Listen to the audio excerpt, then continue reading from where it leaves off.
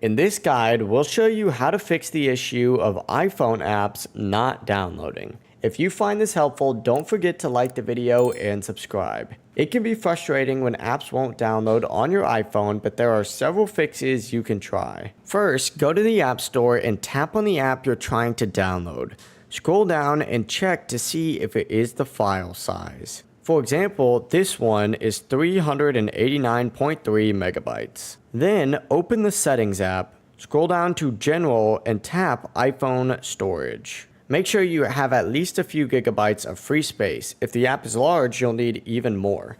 If you're low on storage, try deleting unused apps, photos, or other large video files. You could also sign out and back into your Apple ID. To do this, go into Settings and tap your name at the top. Scroll down and press Sign Out. Then confirm when prompted.